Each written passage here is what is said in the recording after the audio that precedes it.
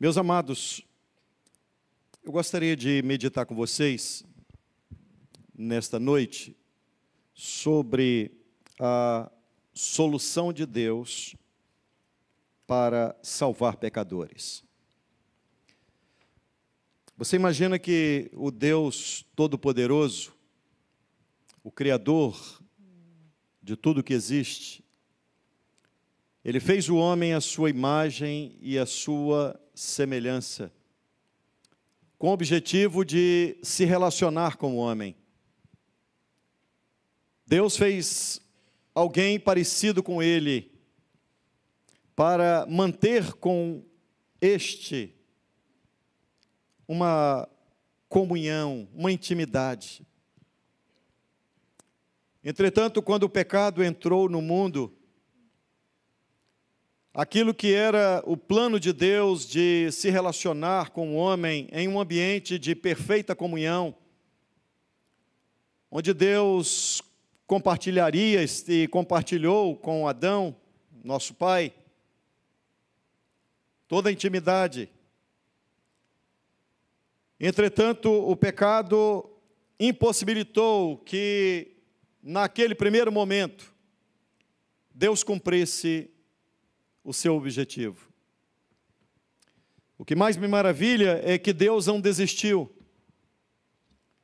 O propósito inicial da criação, que é manter com o homem uma vida de intimidade, de comunhão, Deus não desistiu deste santo propósito.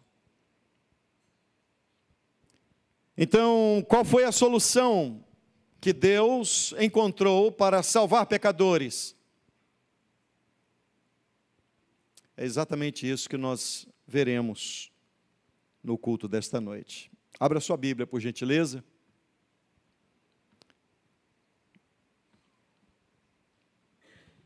Carta aos Romanos, capítulo 3. Leremos do verso 9 até o verso 26.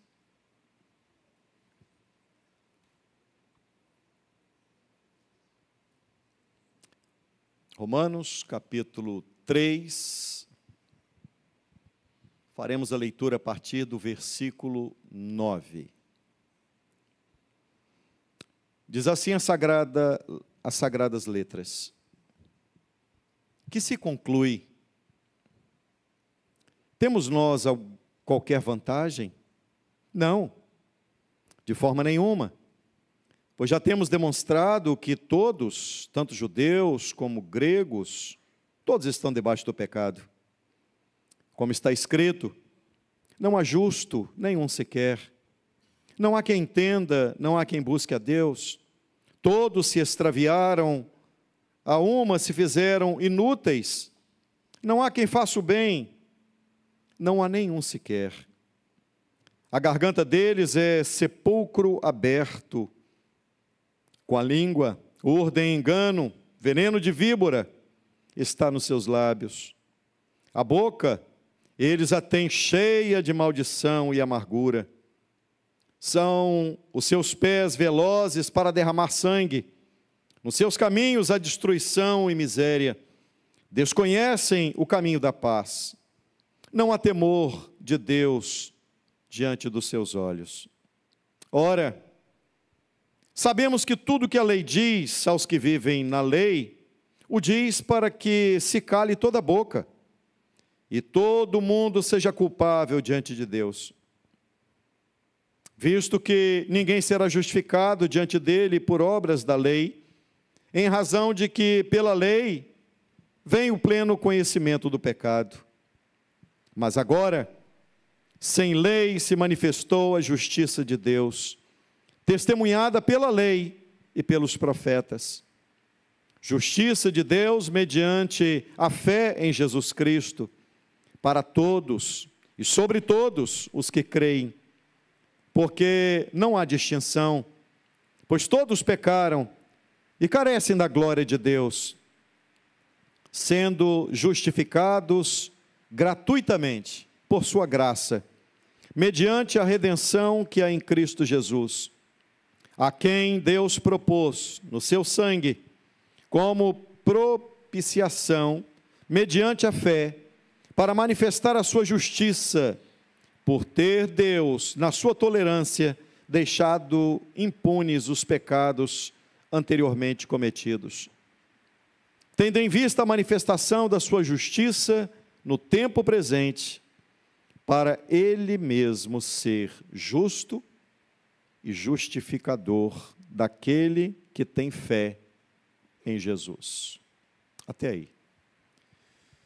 Meus amados irmãos, a carta aos Romanos é, sem dúvida alguma, o maior compêndio teológico de todo o Novo Testamento. A carta aos Romanos é a obra teológica mais robusta de toda a história do cristianismo. A carta aos Romanos, ela traz uma realidade onde nós somos confrontados com esta realidade. O fato é que Paulo inicia o texto em que lemos, ele inicia falando de dois povos, judeus e gregos, ou judeus e gentios. E Paulo quer mostrar logo nesse início que, apesar dos israelitas, aos israelitas pertencerem a glória, as alianças, a legislação, o culto, as promessas, os patriarcas vieram deles, apesar de tudo isso, não há nenhuma vantagem dos israelitas frente a nós, gentios. E Paulo, no texto em que lemos, ele diz, de onde se conclui, temos nós qualquer vantagem? Isto é, há algum tipo de vantagem dos judeus, em virtude das promessas, da lei e dos patriarcas, e de tudo aquilo que vieram dele até nós? Há alguma vantagem deles sobre nós, gentios? E Paulo mesmo responde a esta pergunta, dizendo não, de nenhuma forma, pois já temos demonstrado que todos, tanto judeus como gregos, ou substitui-se gregos por gentios, nós, tanto judeus quanto gentios, todos estão debaixo do pecado. O fato é, meus amados irmãos, que Paulo apresenta uma duríssima realidade. Paulo confronta a igreja de Roma e confronta também aqueles israelitas, mostrando que, apesar da lei, apesar de tudo aquilo que eles receberam da parte de Deus, e todo o Antigo Testamento, não há nenhum privilégio deles sobre nós. E essa dura realidade, apresentada do verso 9 até o verso 18, ela é no mínimo estarrecedora. Paulo, ele choca aos seus ouvintes e aos seus leitores com uma realidade duríssima.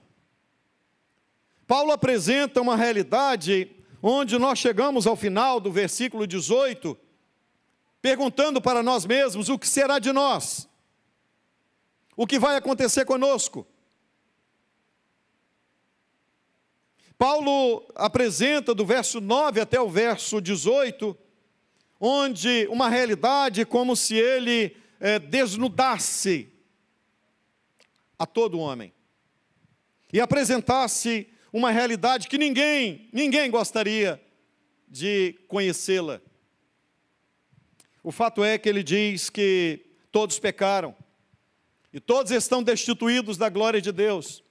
Não há um justo, nenhum sequer. Paulo apresenta uma realidade onde não há nenhum justo, nenhum.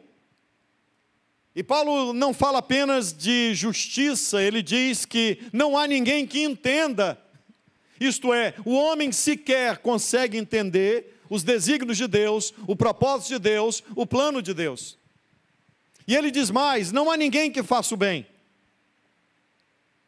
Paulo vai mostrar uma realidade onde ele diz, a garganta deles é como um sepulcro, a língua deles tem veneno de serpente.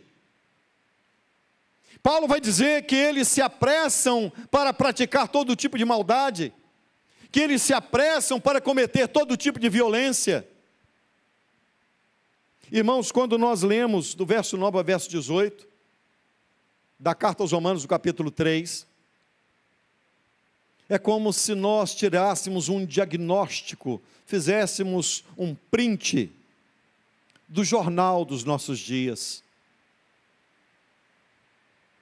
E essa dura realidade, essa realidade difícil de ser suportada por nós, Paulo chega a dizer, os caminhos deles, a destruição, a miséria, eles desconhecem o caminho da paz, e não há temor diante dos seus olhos. O homem, Paulo apresenta o homem como uma besta selvagem, uma besta, uma fera selvagem, indomável, que ninguém pode e consegue domar. Este é o ser humano, apresentado do verso 9 até o verso 18 desta carta. Ruína moral, apostasia religiosa, devassidão, vida desregrada, e a Bíblia diz que a ira de Deus se manifesta do céu contra toda impiedade e perversão dos homens, que detém a verdade pela injustiça. Não há solução para o homem. Paulo quer apresentar uma realidade que nos choca para mostrar não há solução para o homem. E Paulo apresenta essa realidade terrível, mostrando que só resta ao homem uma única solução, uma única saída: enfrentar o santo juízo de Deus. Você imagina que o Deus Todo-Poderoso, o Deus da Bíblia, Ele é um Deus santo. Ele é tão santo que os serafins que voavam em volta do trono, Isaías capítulo 6, tapavam o rosto porque não ousavam olhar para Ele. Os seres santos, como serafins, não ousaram olhar para Deus. E antes diziam uns para os outros: Santo, Santo, Santo, é o Senhor dos exércitos. O nosso Deus é santo. Não há como nós, pecadores, queremos nos relacionar com um Deus que é santo em toda a sua essência, a ponto de seres santos como os serafins não ousarem olhar para Ele, tapavam o rosto. O fato é que este Deus, que é santo, Ele fez o homem, e o Éden, e o livro do Gênesis apresenta isso, a sua imagem, a sua semelhança, com o objetivo, conforme falei a princípio, manter com o homem uma vida de intimidade, de um relacionamento íntimo. Todavia o pecado, ele quebrou aquilo que era o propósito de Deus. Mas o que me maravilha, irmãos queridos, é que Deus não desistiu daquele propósito inicial. Ele fez o homem a coroa da sua criação, e Ele não desistiu do homem, da humanidade. Sabe o que Deus fez? Diz a Bíblia que Deus deu a lei. Deus deu a lei a Moisés no Monte Sinai. E a lei, ela impacta o homem, porque pela lei ninguém poderá ser salvo. A Bíblia, ela é enfática em dizer que nós pecamos por palavras, nós pecamos por obras, nós pecamos por pensamentos, nós pecamos por omissão, nós pecamos por desejos e intenções do nosso coração que afrontam a santidade de Deus. O nosso melhor não consegue, é impossível agradar a Deus. O nosso melhor não consegue agradar a um Deus que é santo. Jamais. Se eu perguntasse aqui, tem alguém aqui que não é pecador? Eu tenho plena convicção que ninguém ousaria dizer: eu não sou pecador. E você sabe qual é o juízo de Deus para o pecado, para o pecador? Você sabe que a Bíblia diz que Deus, por ser justo, esse é um dos seus atributos.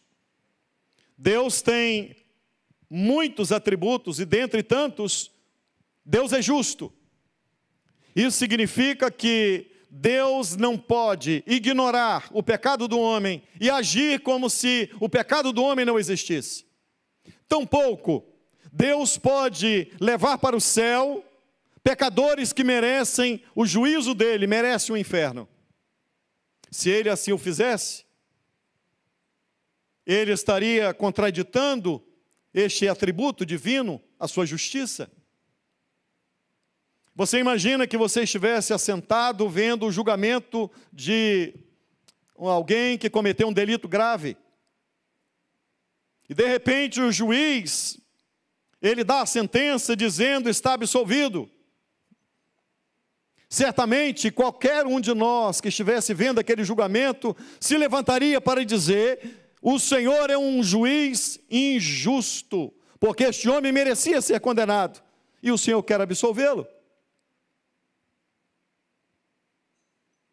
O que eu quero dizer-lhes é que Deus estava diante de uma realidade onde Ele criou o homem, a coroa da sua criação, com o objetivo de se relacionar com o homem. Ele não desiste do homem, mas Ele precisava encontrar uma saída para levar esta coroa da criação para estar para sempre com Ele na eternidade. Como encontrar saída se Ele é justo? Satanás, certamente com o dedo em riste, diria: ele não merece o céu, o Senhor é um Deus injusto, ele merece a condenação. Oh, meus amados e queridos irmãos, quando nós nos deparamos com esse texto da Bíblia Sagrada, nós nos deparamos com uma dura realidade. E aí você imagina que um dia nós vamos prestar contas a Deus. A Bíblia diz que um dia todos nós compareceremos ante o tribunal de Cristo, o santo tribunal de Cristo. O trono branco vai ser colocado e todos os homens, grandes e pequenos, comparecerão perante o Deus Todo-Poderoso para prestar contas. E aquele ajuste, aquela prestação de contas, será uma prestação de contas feita pelo justo juiz. Nele não há sombra nem variação alguma. Ele julga com equidade e com justiça. Naquele dia, todos haverão de comparecer diante dele, e não haverá ninguém que poderá erguer a sua voz para dizer: Deus, eu até falhei, mas eu não fui tão ruim assim. Teve gente lá na terra que foi muito pior que eu. Veja, por exemplo, Hitler, Deus. Mussolini. Tantos outros homens maus, perversos, muito piores do que eu. Eu nunca matei, eu nunca roubei. Deus nos deu a sua lei no Monte Sinai. Deus deu a lei a Moisés. E se nós interpretarmos a lei de Deus segundo o que Jesus ensinou, nós podemos nunca ter matado uma pessoa. Mas a Bíblia diz: se no seu coração você desejou, você é um homicida. Você também é um assassino. Sabe por que nós não matamos muitas vezes? Porque nós temos medo do que vai acontecer conosco. Ou tem alguém aqui que nunca desejou matar ninguém? Fale-me, por favor.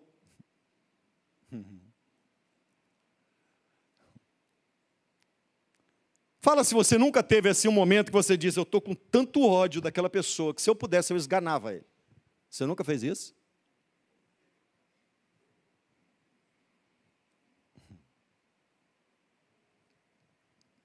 Tem que fazer uma estátua. Todos nós pecamos por pensamentos, por obras, por omissões, por atitudes. Jesus disse que quem pensou e desejou isso também é um homicida. Não fez porque teve medo de fazer, medo das consequências, mas desejou fazer. O fato é que todos que irão para o inferno irão por não terem vivido as suas vidas para a glória de Deus. Esse foi o objetivo primaz, glorioso, que Deus nos criou. Deus criou o homem para que o homem vivesse para a sua glória, para o seu louvor.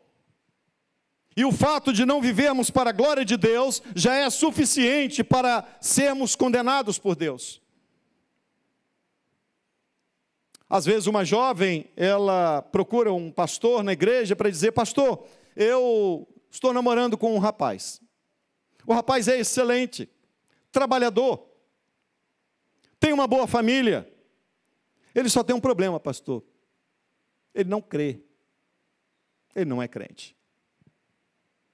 Só tem um probleminha. Só um. Deus nos criou para vivermos para a sua glória. E os 10 mandamentos, interpretados à luz daquilo que Jesus nos ensinou, nos coloca em uma posição onde não há saída para nós. Então, Deus nos deu a lei. Acompanha comigo agora, versos 19 e 20. Deus nos deu a lei com qual propósito? A lei nos foi dada para quê? Para sermos salvos? Seria esse o objetivo? Sim, desde que conseguíssemos cumprir toda a lei. Mas você conhece alguém que cumpriu toda a lei? Você conhece alguém que nunca tropeçou em nenhum mandamento da lei? Eu não conheço.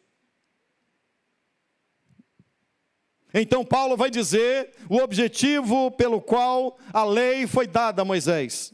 E Paulo diz assim: ora, sabemos que tudo o que a lei diz, aos que vivem na lei, o diz para quê?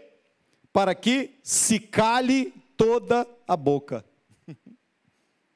Tudo que a lei diz tem um propósito, qual é? Boquinha fechada, caladinho. Não tem como justificar-se diante de Deus. A lei nos foi dada, primeiro, 3 motivos: para que toda boca esteja calada diante de Deus, e todo mundo seja culpável diante de Deus. Porque quando você olha para a lei, você diz: eu não consegui cumprir. Então Deus diz: você é culpado, porque você não conseguiu cumprir. O terceiro motivo pelo qual a lei nos foi dada: para nos trazer o pleno conhecimento do pecado. Esse é o terceiro motivo. Então a lei nos foi dada, primeiro, para que todo homem esteja calado, não há justificativa diante de Deus, não há solução, não há argumentação diante de Deus, toda a boca se cale. Segundo motivo, para que todos sejam culpáveis diante de Deus. Terceiro motivo, que todos tenham o pleno conhecimento do seu pecado. Se não existisse a lei, a gente não saberia o que era pecado. Se não existisse a lei, nós não iríamos transgredir aquilo que não existe. Mas a partir do momento que existe, não faça isso, e nós fazemos, então nós nos tornamos transgressores da lei. Nós transgredimos a lei de Deus. E exatamente por transgredirmos a lei de Deus, é que nós temos uma consciência: somos pecadores, nascemos pecadores. E isso é uma realidade, porque se nós entendermos que somos pecadores, nós precisamos compreender ato seguinte: que Deus, sendo justo, haveria de punir pecadores. A lei nos foi dada com qual motivo, pastor? Para quebrar a arrogância do homem. A lei foi dada para tirar a ilusão do coração do homem de que ele é merecedor da bênção de Deus. A lei de Deus cala a nossa boca, cala a nossa justificativa. Você nunca mais, após conhecer a lei de Deus, você vai se achar merecedor de alguma coisa. Argumentos como, eu não merecia o juízo de Deus, ou tem gente pior do que eu, não serve quando comparecermos perante o trono branco. Mas o que Deus faz então para salvar pecadores? Porque até agora, pastor, o senhor apresentou só um beco sem saída. Deus providenciou um substituto justo, que assumiu o meu lugar e o seu lugar, que somos injustos. A única maneira de Deus salvar pecadores é, eu vou providenciar um substituto que seja justo para assumir o lugar desses pecadores que merecem o inferno. Quando justo, o meu fiador, o meu representante, meu substituto, o Cristo, foi à cruz, Deus lançou sobre ele a iniquidade de todos nós. Ele foi feito pecado. A minha iniquidade foi lançada sobre ele. O meu pecado foi colocado na conta dele, sendo ele santo, justo e perfeito. Nós jamais poderíamos justificar a nós mesmos.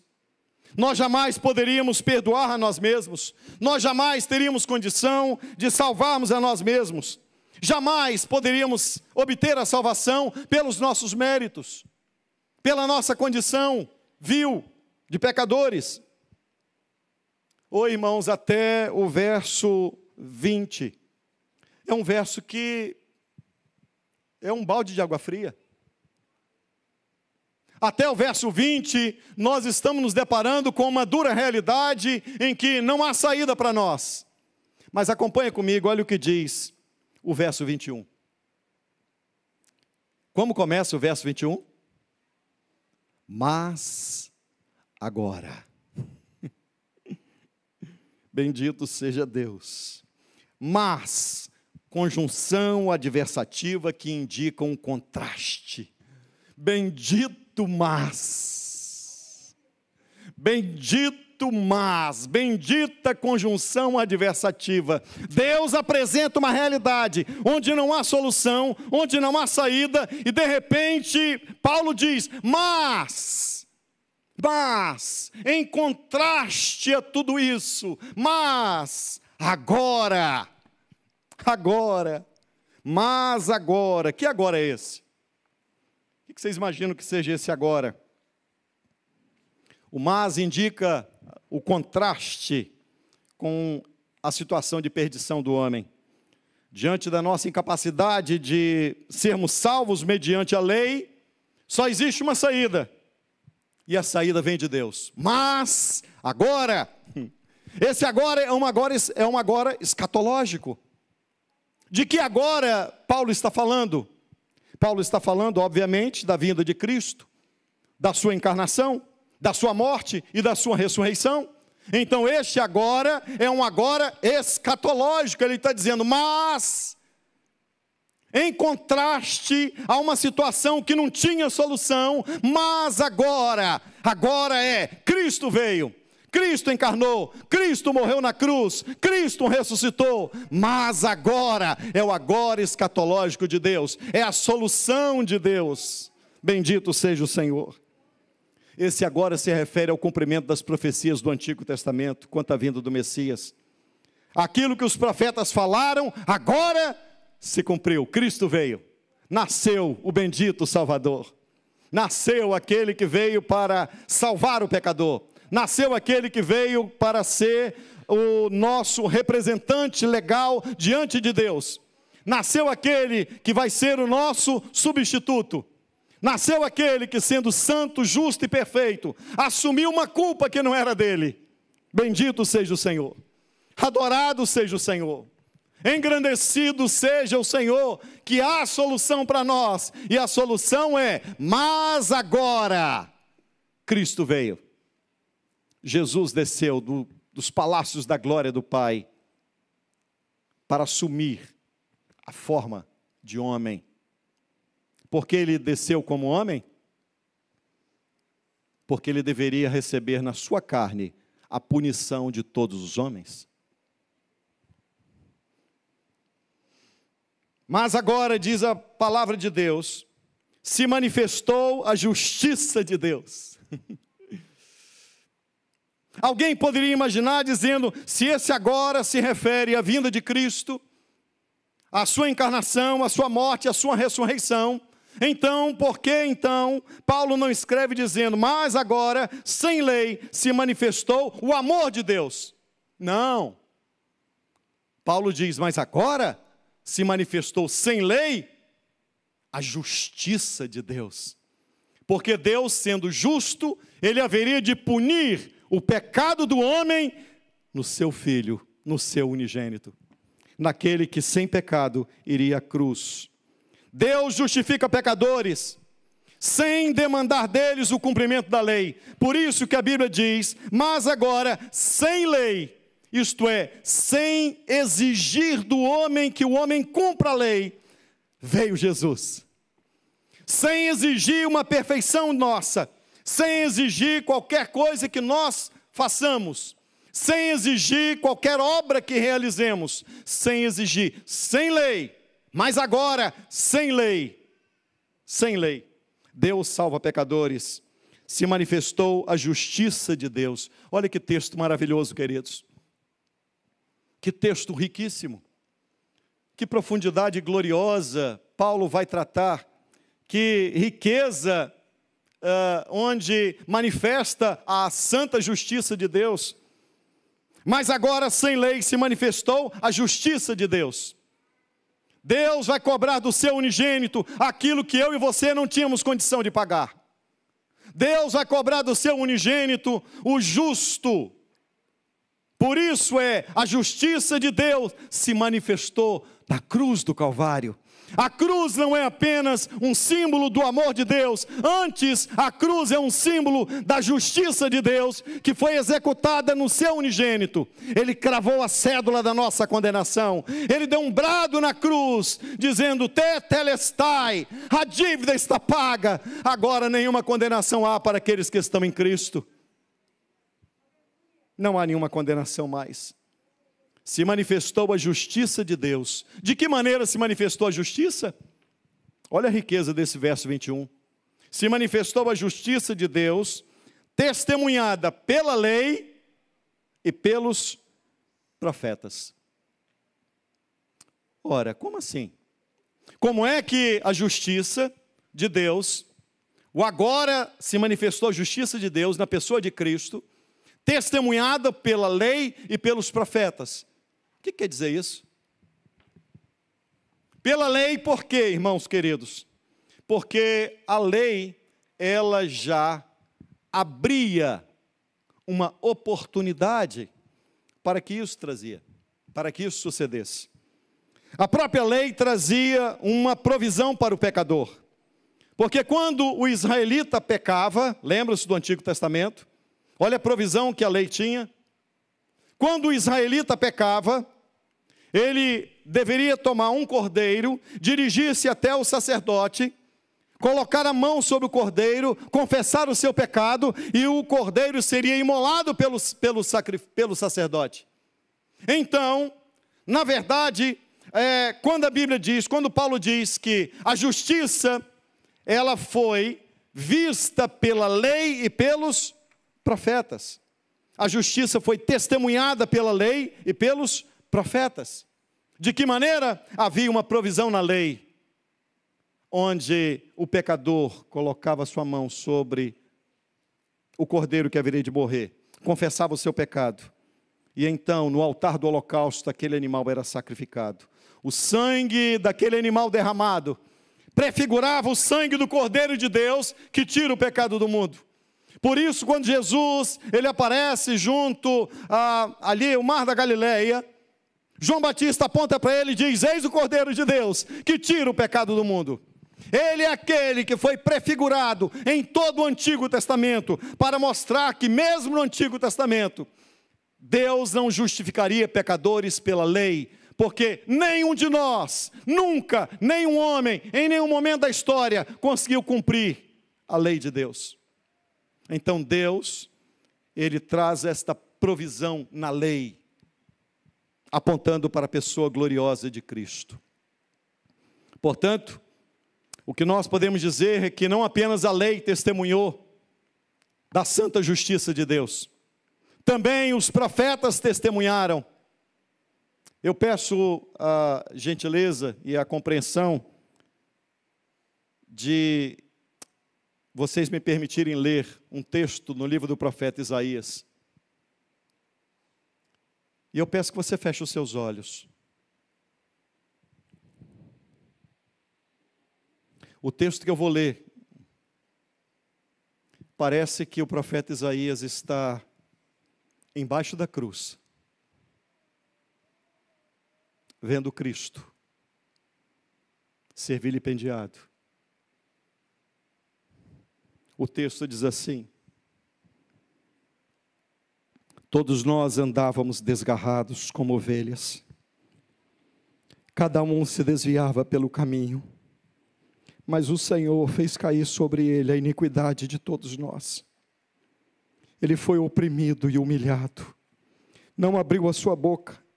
Como cordeiro foi levado ao matadouro, e como ovelha muda perante os seus tosqueadores, ele não abriu a boca.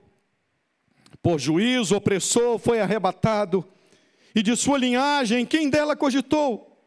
Porquanto foi cortado da terra dos viventes, por causa da transgressão do meu povo, foi ele ferido. Designaram-lhe a sepultura com os perversos, mas com o rico esteve na sua morte, posto que nunca fez injustiça, nem dolo algum se achou na sua boca. Todavia agradou ao Senhor moê-lo, fazendo-o enfermar. Quando der ele a sua alma como oferta pelo pecado, verá a posteridade e prolongará os seus dias. E a vontade do Senhor prosperará nas suas mãos. Ele verá o fruto do penoso trabalho de sua alma e ficará satisfeito. O meu servo, o justo, com o seu conhecimento, justificará a muitos, porque as iniquidades deles levará sobre si. A justiça de Deus foi testemunhada pela lei e pelos profetas.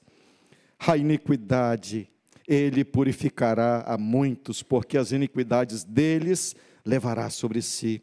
Por isso, eu lhe darei muitos com a parte, e com os poderosos repartirá ele o despojo, porquanto derramou a sua alma na morte, foi contado com os transgressores, contudo, levou sobre si o pecado de muitos, e pelos transgressores intercedeu.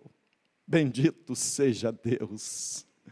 Ei, irmão, oh glória, oh maravilha, que Deus bendito é esse, que traz uma provisão na lei e que faz com que os profetas apontassem para a única solução cabível, a única solução testemunhada pela lei e pelos profetas. Cristo veio testemunhado pela lei e pelos profetas. Justiça de Deus mediante a fé em Jesus Cristo, para todos e sobre todos os que creem, porque não há distinção. Não há distinção entre grego, não há distinção entre gentio, não há distinção entre judeus, porque todos carecem da glória de Deus, sendo justificados gratuitamente por sua graça, mediante a redenção que há em Cristo.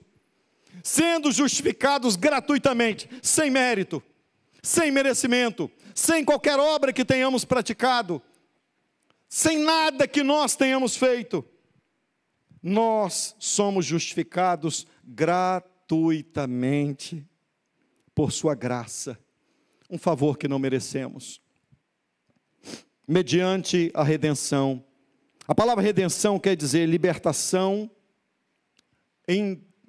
pelo pagamento de um resgate. Então ele está dizendo, você é justificado porque alguém pagou o resgate para libertar você das garras do pecado e das garras do diabo. Agora você está justificado diante de Deus. Meus amados, ao lermos esse texto do livro do profeta Isaías, nos parece que Isaías está aos pés da cruz, vendo Cristo agonizar e morrer pelos nossos pecados. Nós não conseguimos cumprir a lei, mas Ele cumpriu toda a lei. a Bíblia diz que ele foi fiel até a morte, e morte de cruz. Ele cumpriu toda a lei. Deus tem muitos atributos: amor, santidade, justiça. E eu falei que justiça, a justiça como atributo de Deus é proporcionar ao homem aquilo que ele merece. Isto é, dar a devida paga, segundo aquilo que deve ser. Mas Paulo, quando diz que a justiça de Cristo foi creditada na nossa conta, ele não está falando da justiça como um atributo divino. Ele está falando do tempo em que Jesus percorreu por essa terra, e que aqui ele foi justo, aqui ele foi santo, aqui ele cumpriu toda a lei de Deus. O perdão dos pecados nos livra da condenação do inferno, mas só a justificação nos faz entrar no céu. Uma coisa é você ser perdoado e não mais restar sobre você a condenação, porque agora você não tem mais dívida, a sua dívida foi paga. Outra coisa é você ser considerado justo para entrar no céu. No céu não vai entrar ninguém que não seja considerado justo. O fato é, meus amados irmãos, é que, como eu posso ser considerado justo diante de Deus? A resposta é o próprio Deus quem nos justifica. Nós não conseguimos nos justificar, é o próprio Deus que nos justifica, colocando na nossa conta a justiça de Cristo, porque Ele cumpriu toda a lei. Então agora, nenhuma condenação há para aqueles que estão em Cristo. Nem a morte, nem a vida, nem os principados, nem o presente, nem o porvir, nem a altura, nem a profundidade, nem alguma outra criatura. Nada poderá nos separar do amor de Deus que está em Cristo. Oh, irmãos amados, que vitória gloriosa Jesus nos garantiu. E para encerrar, o verso 22 diz assim: mas justiça de Deus mediante a fé em Jesus Cristo para todos e sobre todos os que creem. De que maneira eu me aproprio da justiça de Deus? E aqui eu vou usar uma expressão que só é acertada neste caso, tá, gente? É você tomar posse da justiça de Deus. Não é isso aí que a pessoa inventa aí fora, toma posse da sua bênção, segura. Não é isso não, isso não tem nada a ver, não tem nada de Bíblia isso. Mas aqui você pode dizer, eu tomo posse da justiça de Cristo. Isto é, Ele sendo justo, Deus creditou na nossa conta a justiça dEle. Agora, nós entraremos no céu justificados. Fomos considerados justos no tribunal de Deus, porque Deus imputou o nosso pecado sobre o seu Filho e imputou a nós a justiça do seu Filho. Imagina o que é a fé.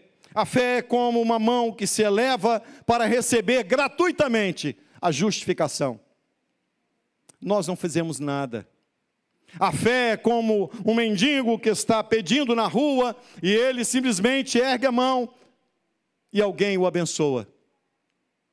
A fé é isso. São as nossas mãos erguidas para que nos tomemos posse da justificação que há em Cristo, sabendo que o justo foi dado no lugar dos injustos, para nos levar a Deus, mortificados na carne, mas agora vivificados pelo poder do seu Espírito. A coisa mais maravilhosa é que a doutrina da justificação é, por assim dizer, a espinha dorsal do cristianismo. Essa doutrina é tão importante que por ela, ou a igreja está em pé, ou a igreja cai. A justificação pela fé foi a principal bandeira da reforma protestante do século XVI. E eu quero encerrar dizendo algo muito importante aqui para todos vocês. Acompanha antes da gente encerrar esse culto. Vamos fazer uma diferença entre perdão e justificação, para encerrarmos. Primeiro que eu quero dizer que a justificação, ela é mais do que o perdão. Vou explicar. O perdão traz um conceito negativo. A justificação traz um conceito positivo. Vou ser mais claro. Imagina que você tenha uma dívida no banco de US$ 1 bilhão. E aí alguém vai lá, deposita US$ 1 bilhão na sua conta. Você já não deve mais nada, mas você continua quebrado do mesmo jeito que você estava antes. Quebradinho, igual arroz de quinta, de categoria.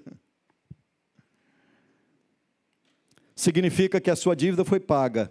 Você não tem mais dívida, mas você está quebrado. Você não tem nada. Só não tem mais dívida. Só não vai mais ser condenado, porque a dívida foi perdoada. Deus não apenas quitou a nossa dívida,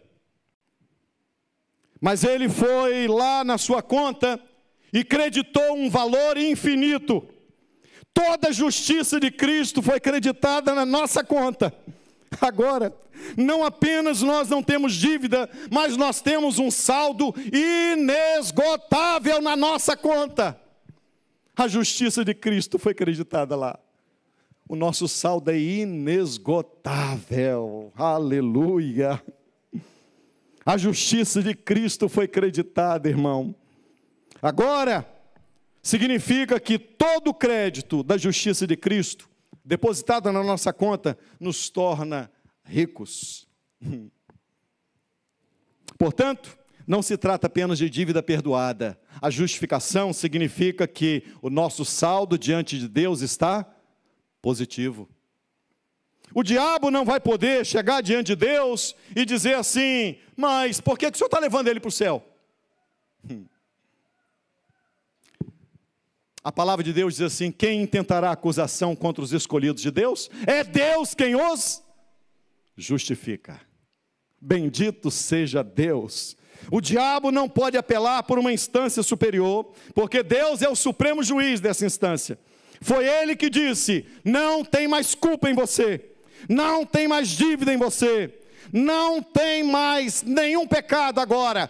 Todo pecado foi no meu filho, eu cobrei dele. O saldo é infinito na nossa conta, irmãos. Infinito é o saldo do crente que aceitou Jesus, que recebeu pela fé o Senhor Jesus no seu coração.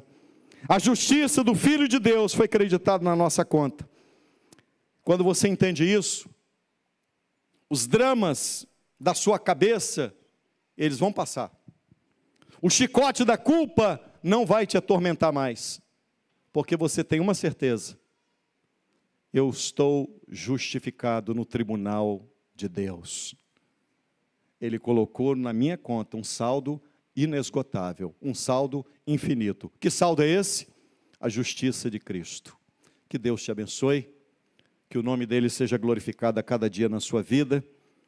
E o verso 26 diz: tendo em vista a manifestação da sua justiça no tempo presente, para ele mesmo ser justo e justificador daquele que tem fé em Jesus.